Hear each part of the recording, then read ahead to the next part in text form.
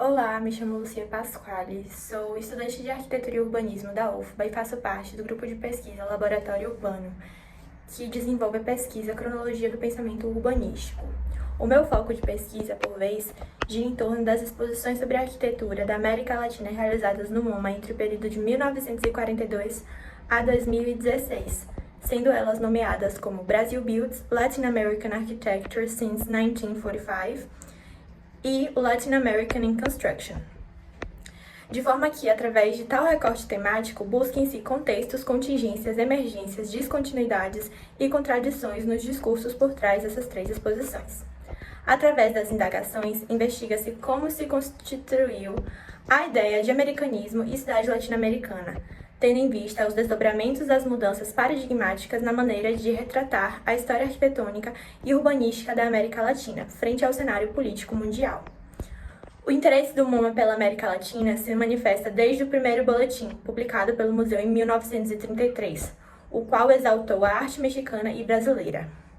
Essa iniciativa se evidenciava como parte de um plano de construção de uma aliança política no boletim de 1942, publicado em plena Segunda Guerra Mundial, chamado The Museum and the War, o qual apresentava o artigo A United Hemisphere, que dizia, abre aspas, unir as repúblicas do Norte e do Sul da América contra nosso inimigo comum é um problema nacional urgente no qual o museu se submergiu de maneira profunda, fecha aspas. E entende-se como inimigo em comum a chamada ameaça comunista, como assim era visto pelos Estados Unidos, que, segundo ele, se potencializava naquele momento. Dessa forma, a desejada aproximação dos Estados Unidos com o Brasil é finalmente alcançada com a Brazil Builds, em 1943, de modo que, em ambos exposição e catálogo, há um constante paralelo entre os países. Ao mesmo tempo que o Philip Goodwin e Kidder Smith,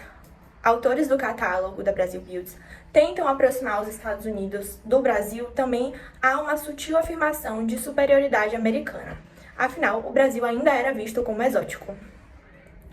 A exposição se propunha a enfatizar a arquitetura moderna brasileira, porém, a arquitetura antiga e colonial também aparecia de forma a justificar a evolução de um estilo para o outro, dentro de uma busca pela identidade nacional. Com essa intenção, consolida-se uma narrativa da história da arquitetura moderna brasileira, que, graças às preferências dos autores do catálogo, protagonizam a Escola Carioca de Oscar Niemeyer, principalmente, junto com Lúcio Costa, Afonso Eduardo Reide, Irmãos Roberto e entre outros.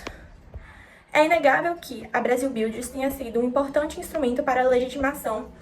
da arquitetura moderna brasileira, não só no exterior como também no Brasil.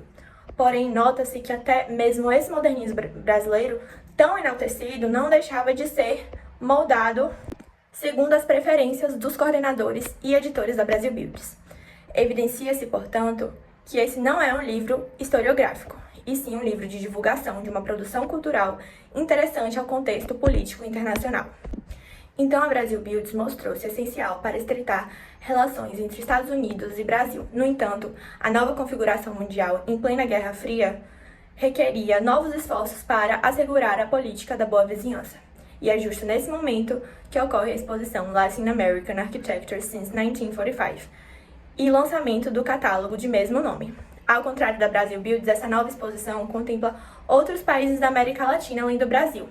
mas evidentemente operou como o mesmo instrumento de poder norte-americano, oferecendo terreno fértil para a atuação de sua política externa. Portanto, se a abertura do MoMA para a América Latina sugere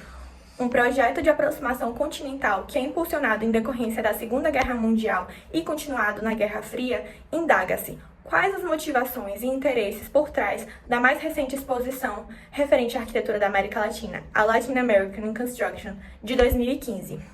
O recorte temático dos planos de trabalho desenvolvidos durante 2022 a 2024 significou a produção de 3 verbetes referentes a tanto exposições quanto catálogos citados para a plataforma digital da cronologia do pensamento urbanístico e também uma participação na exposição Debaixo desse Céu Nebulosas da Cidade.